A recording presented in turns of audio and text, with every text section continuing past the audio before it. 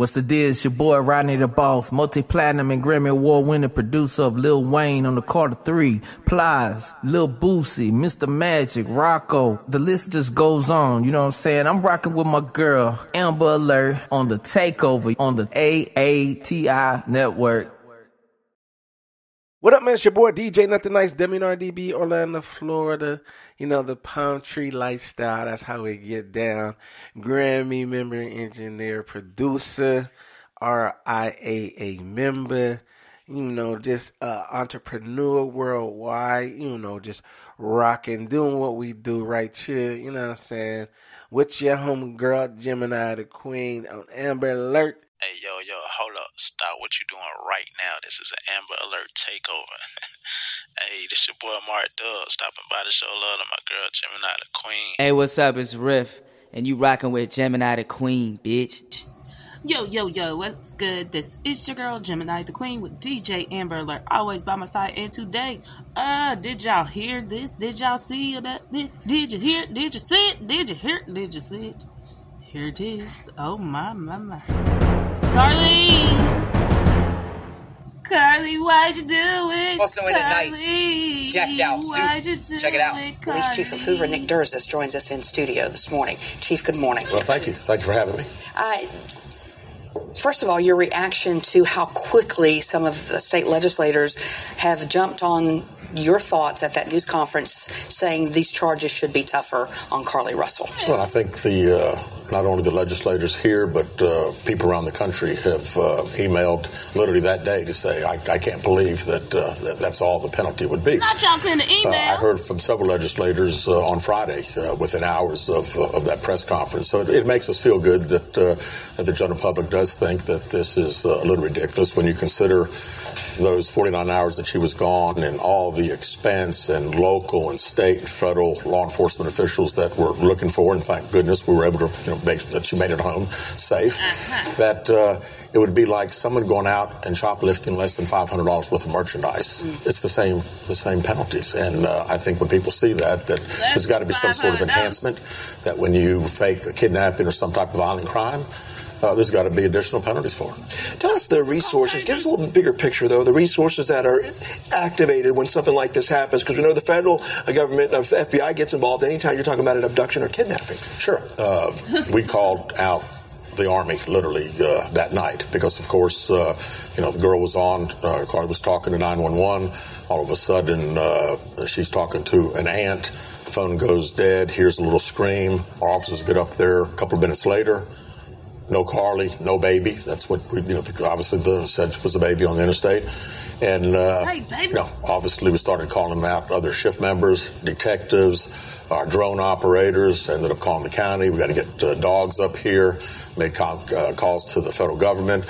The next morning, the Secret Service got involved with getting the telephone to try to find out what we could on that telephone that was left on the side of the road itself. So again, it's all hands on deck. And, we take that real serious when a crime we think has occurred.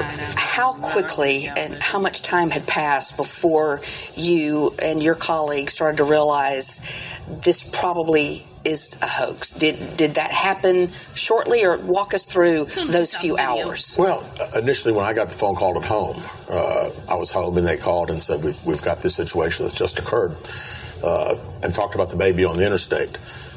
A little skeptical in myself, baby on the interstate, that we didn't get into the calls. But I've known over my long career that you never say never, because things that sometimes I thought, that's a little strange, ends up obviously being true.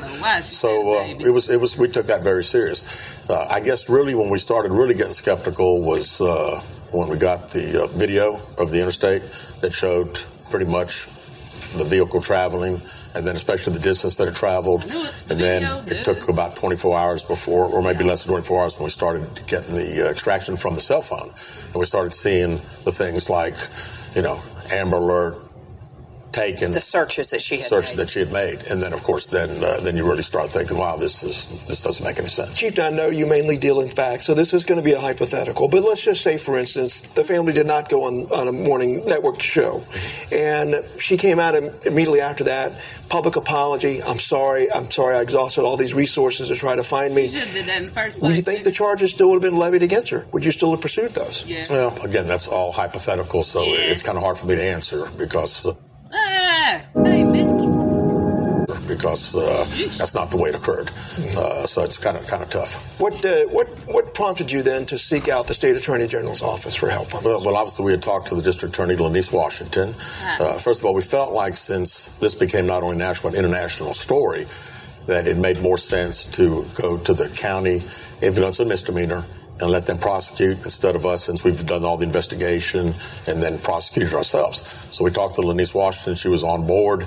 Then we talked to the clerk of the Bessemer Division. She decided that it made more sense to go back to Hoover, and they did not want to issue a warrant, send it back for our people. So I felt like then it just made sense that since they didn't want to issue the warrant, then they probably shouldn't prosecute it. So if we're going to do the misdemeanor in our court, it just, to me, made sense to let the State Attorney General, let them prosecute it and kind of get us out of the prosecution business. You had, after that network interview that Mike referenced, you said you started getting contacted from all across the country. People thinking there was a kidnapper on the loose in the city of Hoover, and the Hoover Police Department wasn't talking about it. Sure. Your reaction to that? Yeah. Well, I think after that national interview came out, and they said yes, that there had been a kidnapping. There was no question about it. That it was time that we started bringing out the facts. And, like I said, we laid out the facts that day and let everybody make their own opinion. But my opinion at that press conference was that this did not happen the way they said it did. I know you have a job to do, and y'all do it well, but it can't help but get personal sometimes, I would imagine. How personal did this feel to the whole Hoover Police Department? Very, very personal. I mean, we're a department that if a crime takes place, any type of crime, we take it personal. Because we don't want anybody doing anything to anybody that lives in our city or visits our city. We want to be a safe place. And when that comes out, especially that particular night, the adrenaline starts flowing on the police officers that are showing up, the guys that are coming out, the drone officers. So everybody now thinks that a kidnapping is taking place. And you get hyped up. Your adrenaline, the blood's flowing, your heart's pumping. And when you're out searching, you don't really know what you're searching for or what you're going to find. And it's a tough scenario to go through that and then all of a sudden find out that everything that we did was really for naught. I mean, it did not happen. But what a strange emotion it must be. Everyone certainly wanted Carlee Russell to be okay. Sure. And she is okay. Right. So it's a balance, isn't it? Oh, being glad she's okay, but then being angry that it was all a hoax. Sure. But let me say this to you. Under the circumstances, I like the result here. Yeah. Absolutely. That she got home to her family, whatever issues that she's got, pray that they get handled. We'll move on. We've got other things. Still want to know some things. Still want to know. What's she doing those 49 hours? So you don't know? We don't. We've not talked to her at all since the night that she returned home at the hospital. Detective's very small interview. We've not talked to her since. And those are the type of things that I would like to. I would like to know the end result of why. I think a lot of people would. Yeah. Do you believe she had help? Well, again, we don't have those facts yet. The attorney's statement said that she did not. Where she was those 49 hours by herself.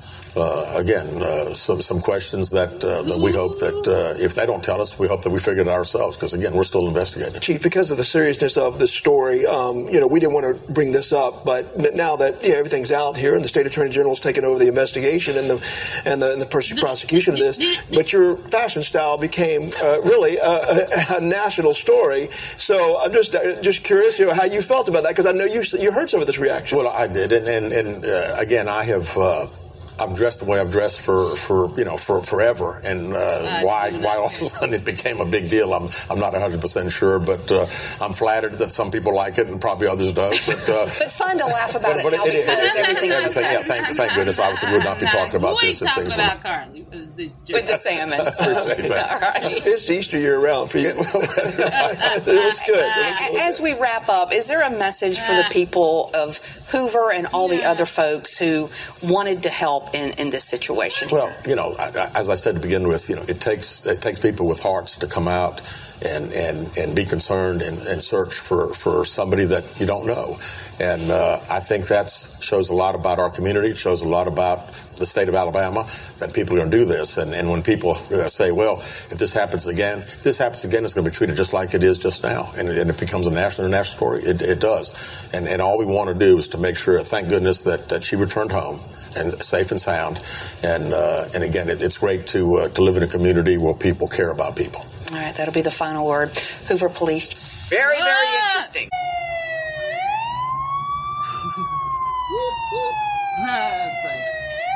Well, people, I got a lot to say about Carlee that I will not be sharing.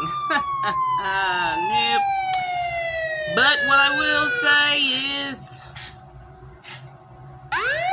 nothing. I'm not going to say anything else at this moment in time. God bless everyone. God bless you all. Amen. What's the deal? It's your boy Rodney the Boss, multi-platinum and Grammy Award-winning producer of Lil Wayne on the Carter 3, Plies, Lil Boosie, Mr. Magic, Rocco. The list just goes on, you know what I'm saying? I'm rocking with my girl, Amber Alert, on the Takeover on the AATI network.